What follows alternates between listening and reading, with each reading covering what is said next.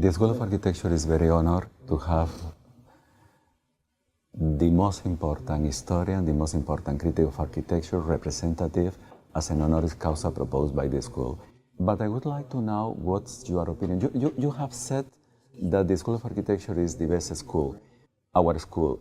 But what I am interested in is, what do you think that this school should be? What could be done for architecture at our school now, and what should be the future for our school? A message for our students. Well, I would like to begin by saying that it's very difficult to actually see what a school is, you know, because even though I'm not in such a big school, Columbia maybe altogether with everything, the planners and so on and so forth, is something about 500 students, so it's not so big. But I find, you know, in the end, it's not so easy to, even if you are inside, and perhaps even more if you're inside than not, it's not so easy to understand a school, you know, what is the school? And today, I think, more than ever, because there are so many outside forces, so to speak, that impinge on the School of Architecture. The profession itself is changing, is under certain influences, you know, that also indirectly and directly influence schools of architecture. And so there is a kind of, we live in a moment for the profession and for schools, I think, which is very not so sure, you know, it's full of certain instability, I think. So I think there's quite a lot of confusion inside schools of architecture, because most of my, I'm beginning to say this because of, you know, what I think is the situation at Columbia, but also at Yale and Harvard, you know. I mean, these famous East Coast schools, I think there's a certain confusion about what is this field, what is the limit of the field, and therefore what should the education be. I think it's more difficult to say today what should be done. Yeah, but Kenneth, I think the question by Manolo, I'm inventing a bit, that is more, if you had the responsibility to create a new school of architecture, what do you like to create that the School of Architecture in Madrid hasn't? If you introduce, I go to make a bit like that. Would you introduce poetry, or would you introduce philosophy? Because they can draw perfectly. It's a very good base with drawings. Yeah. They calculate very well. They have a very good professors and very good department to calculate frames and so on. For design, perfect is very good, especially good. But if the school were under your responsibility, what would be the people, the grain of people, or the grain of salt that you could suggest to make? One thing I think is this question of, I do think that probably it would be good if inside architecture schools there was some kind of basic course on philosophy, that they should take some kind of basic course on philosophy. I think that would be good, you know, I know it's not so easy to design that course, but I think the effort should be made, because I think some capacity to reflect on what is the nature of built environment in relation to the general human condition and in the present, and also in relation to the past. I think that would be greatly, evolved or assisted by having a course on philosophy. But the other thing that I think is, I don't know what happens here, but I do know a bit more, of course, what happens in Colombia, is I think that the question of how a student at a certain stage in his or her education does or does not, I know it's a strange thing to say, internalize success. Because one of the things I think that is regrettable about schools of architecture in the United States anyway is that students are given one project after another, and they bring the projects always to the same level. You know, the projects are often not fully developed, you know, and then they start another project, you know.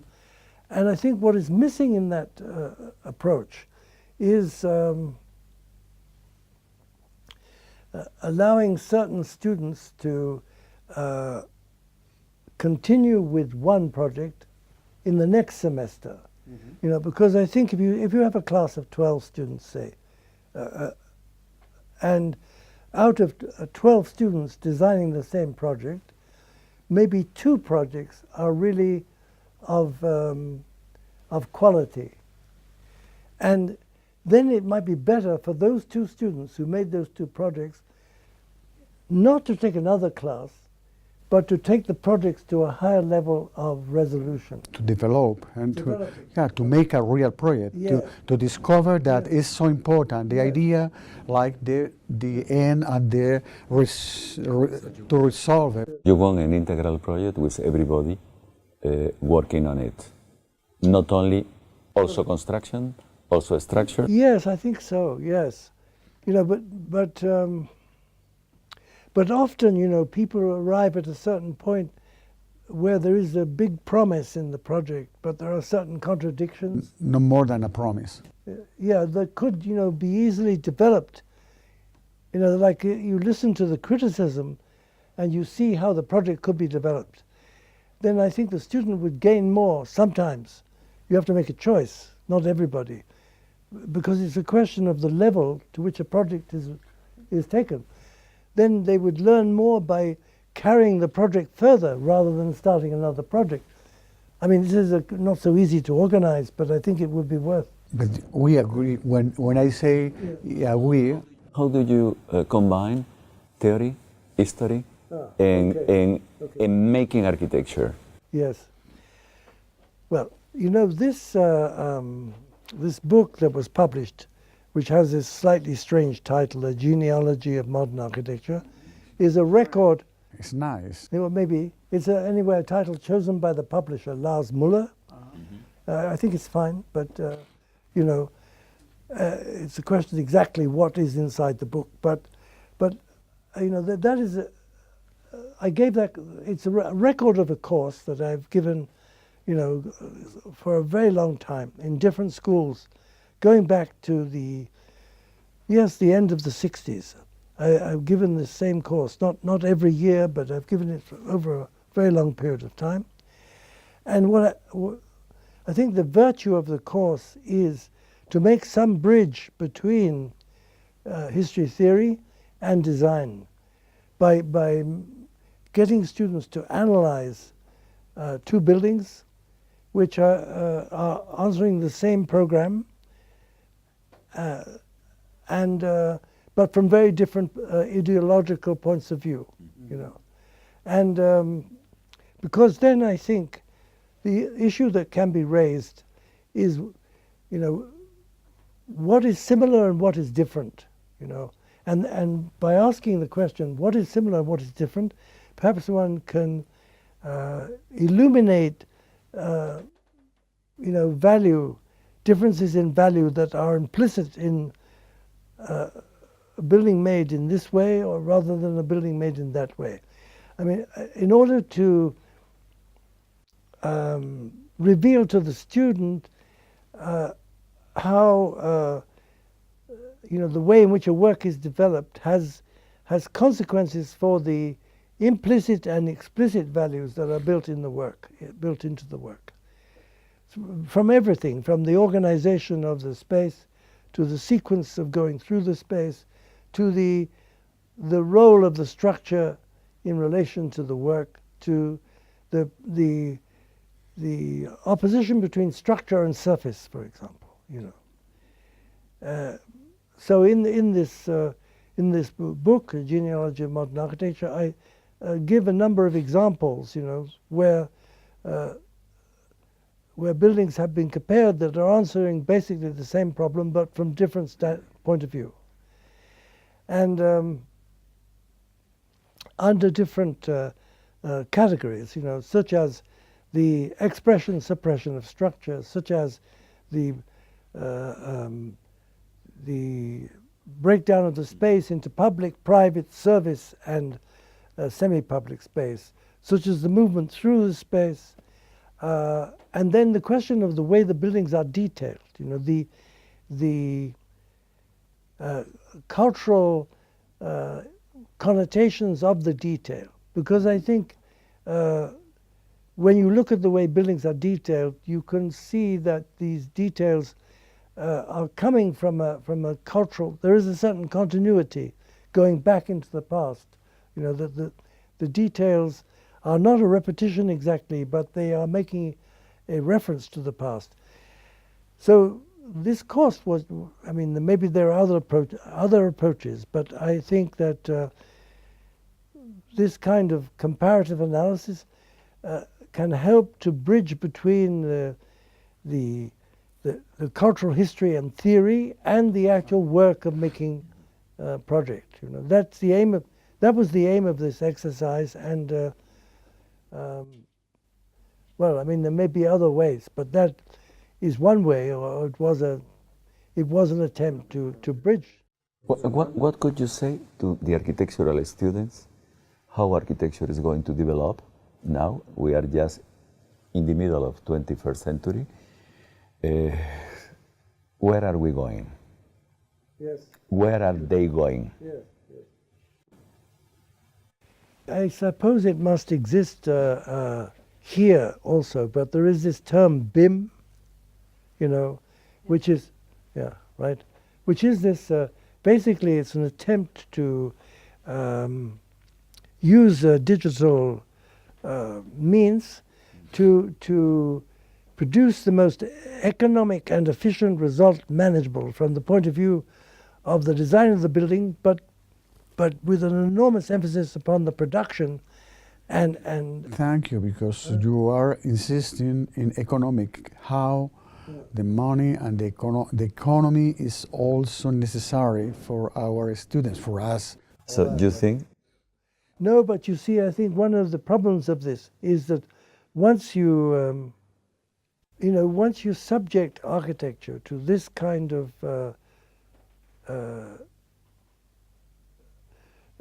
I would say reductive rigor, which is always looking to maximize the result, then it becomes problematic, and that is it is lying in the future, this tendency towards maximization. And I think that is also a political and also economic and political issue. Because, in different fields, I think it applies to medicine, for example, and it applies to agriculture, two very different fields from architecture, is that this desire to maximize a particular result as opposed to any other variable is a very disturbing aspect of modern technology altogether. So, if you think of the maximization of agriculture, which in the States means agro-business, and it means the use of genetic modified plants, and it means this massive use of fertilizers and insecticides in order to maximize production, then the quality of the production falls. you know, it's well known that if you produce food through this maximizing techno-scientific approach, the food will have less quality than if it is produced by older, more organic approaches, which don't have the same maximizing aim. And I think it applies also to medicine in that the combination of the pharmaceutical industries and the allopathic medicine move towards this maximization. You know. I go to cut you 1 second because maybe with a bit of wine could be good. Yes, I could. You know, it could be maximizing, couldn't it? BIM. But you know BIM. Vino You veritas. know BIM, don't you? Yes, BIM is a problem, I think. You think being is a problem, not being is a solution? Yeah, I think, well, you know, it's creating its own problem. It's a solution which is also already a problem. You know, I mean, in terms of yes, human value, you know, in terms of the quality of life that the building has in itself, but also gives to the society, you know. And so it's very similar in that way to, oh my goodness, look at that. Yes, this is maximizing for sure. What is happening to the, you know, you wanted a little kafadaki, I think. It didn't arrive. The kafadaki didn't arrive. I mean, this is, you know, this is asking for trouble, I think. You know, the fact. I have my feelings are that you are like an orange and we are. Yes, but now I don't need. This is not orange juice, you know. No. Yes. Okay. All right. Yes, to your health. Yes.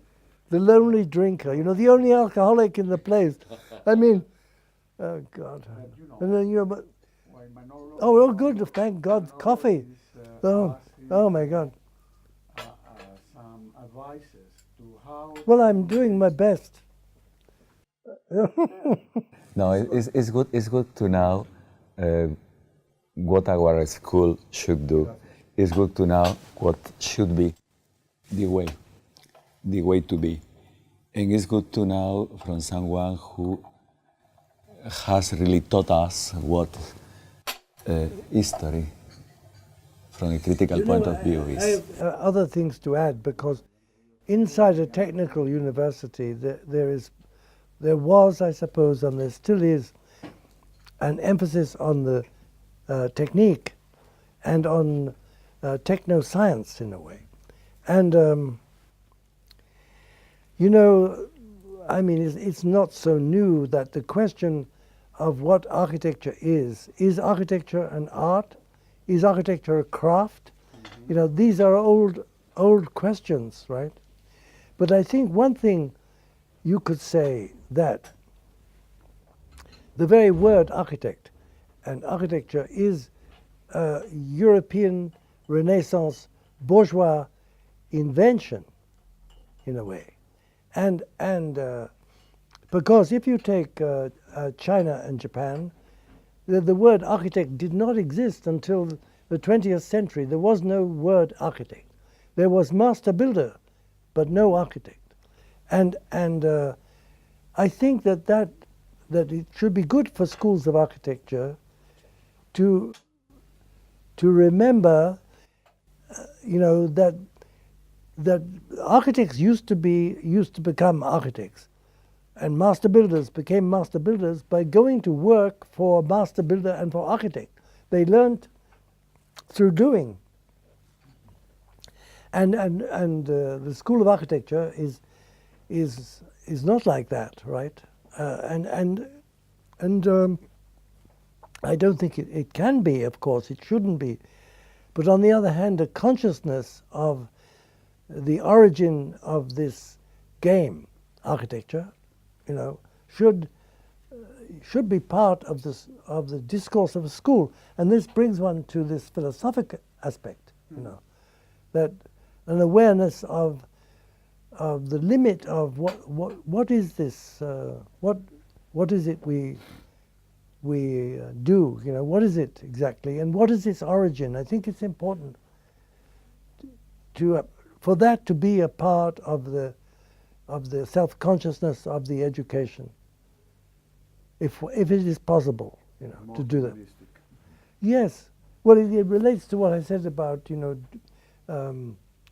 that when a student gets near to a very satisfying solution, they should have the opportunity to develop the solution further, so they experience the success of carrying it further. I think that in the end, people learn through success, through internalizing success. And why there is not any,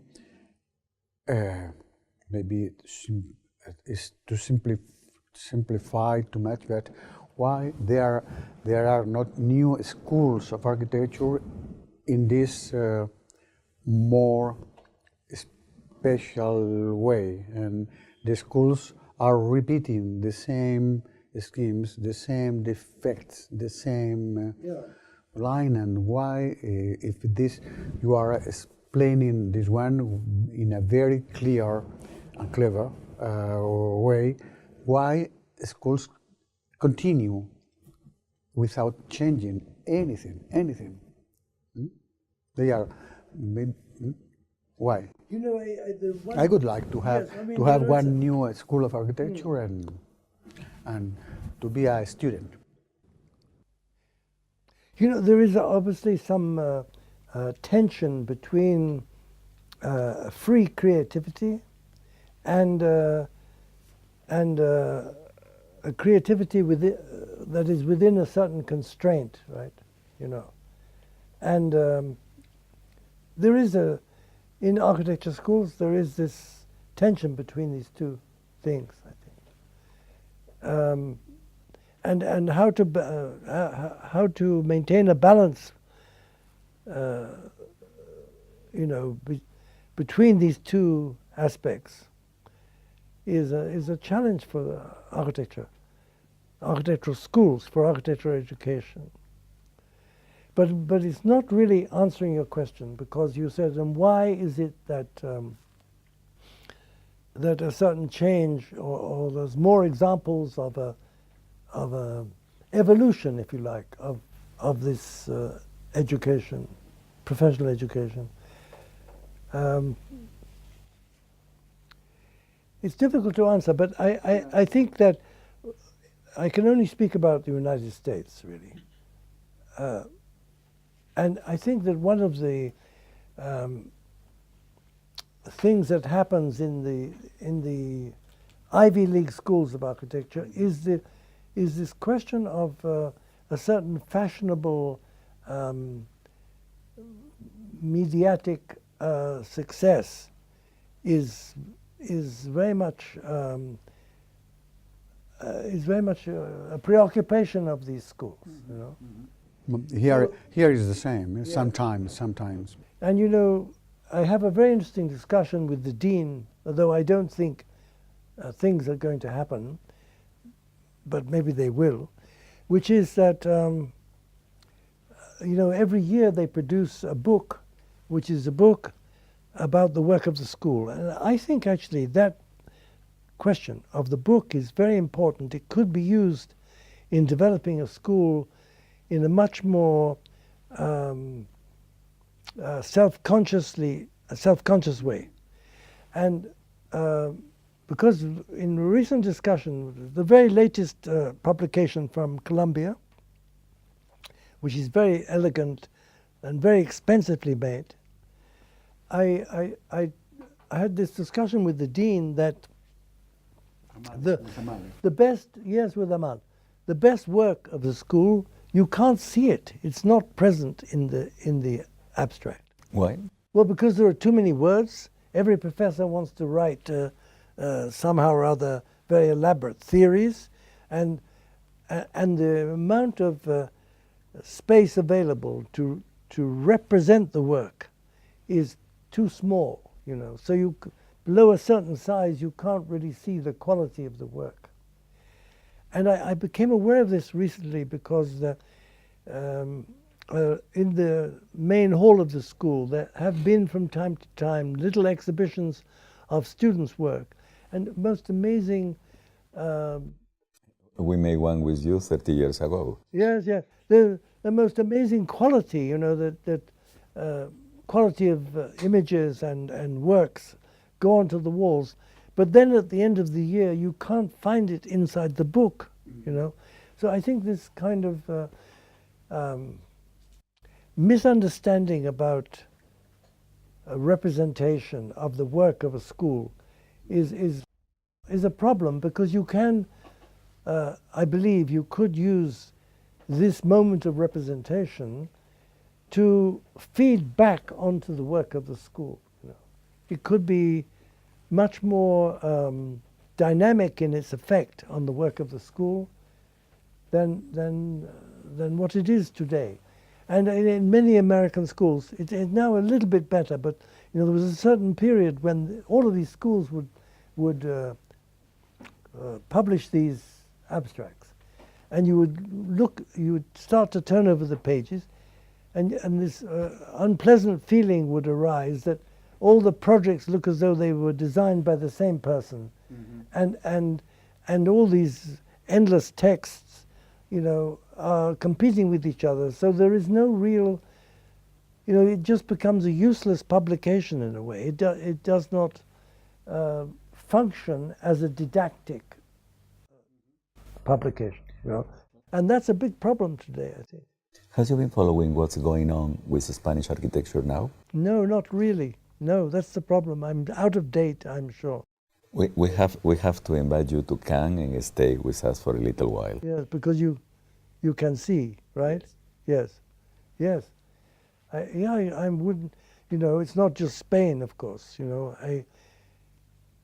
Recently I was not so long ago in Finland, and they just, there's a project that for a new national library in the middle of Helsinki, which is for me just incomprehensible work. Really nothing to do with what they were able to achieve, you know, nothing extraordinarily.